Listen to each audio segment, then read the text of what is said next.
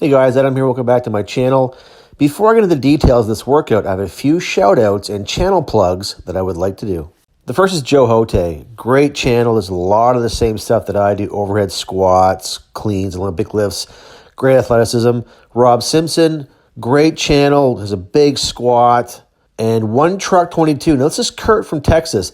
This guy is 63 years old and he is killing it. All these guys are really hard workers.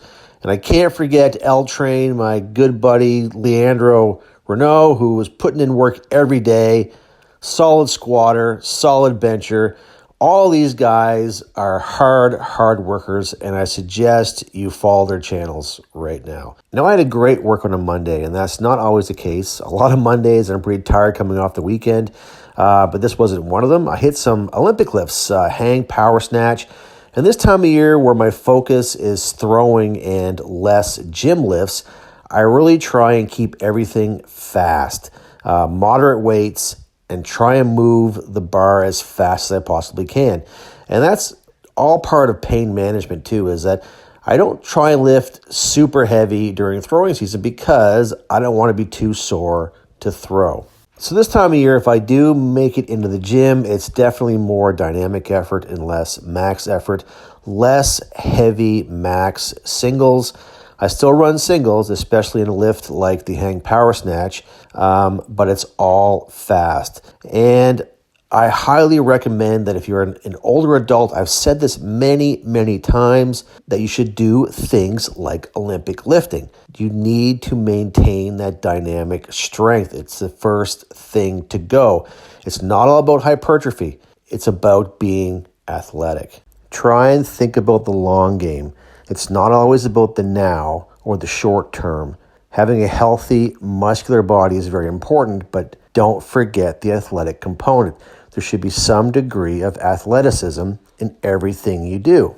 It irritates me when people talk about learning curves or reward to risk ratios. There's a risk in everything.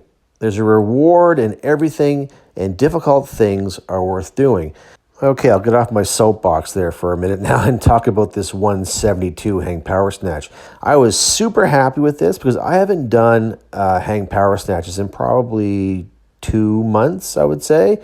So to have this go as fast as it did was great. And I probably could have gone heavier. I probably could have gone 180, 185, but I was happy with that. So let's check this out.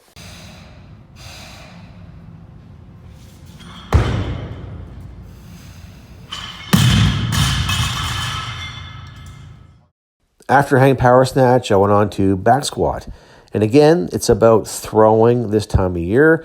So I kept the weight light, but nice and deep, full range, ass to grass reps as I always do. And it went well. And that's the thing. I don't want to be too sore for throwing, as I said. I just want to be stiff, tight, a little sore, but just maintain that strength that I built all winter, because now it's about getting strong from throwing, not for throwing. And I've always had a relatively narrow stance for squats, and my stance has not changed for the better part of 30 years. And I like to have my arms out wide on the bar. It allows me to get deeper and get more core involvement and less upper back and that kind of stuff. So I went as high as 235 for a few sets of 5, and it definitely felt like more. But I want to show you guys something here when I squat. My cue to squat is to push my knees forward. My knees initiate the squat, not the hinge in my hips. And this has not changed for my whole lifting career. To me, the squat was always about pushing your knees out over your toes and pushing yourself into the floor. But for Joe Public Online, what I see predominantly is a sit.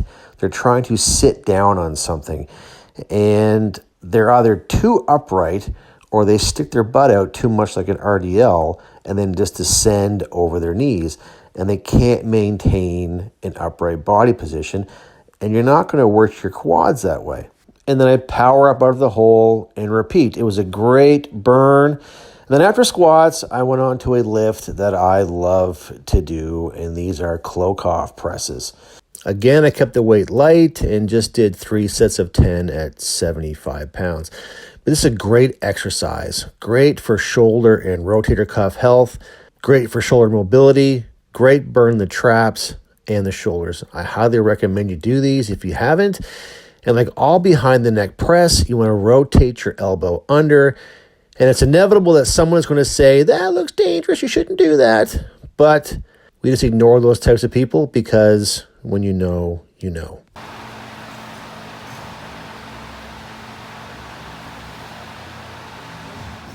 I finished off the workout with another amazing exercise, one that has been in my toolbox since 2015. These are Lou raises. Again, great for overall shoulder health, a great strength builder, and a great pump. I use the 15-pound bumpers here, and when you use the bumpers, it makes the weight a lot harder than, say, a 15-pound dumbbell. The circumference of the plate adds some resistance, and it just makes that lift much more difficult and much more fun, in my opinion. So that's that, guys. I hope you enjoyed this workout, and if you did, please subscribe to this channel. Please follow me on Instagram, and stay tuned for episode 104 of The Ways.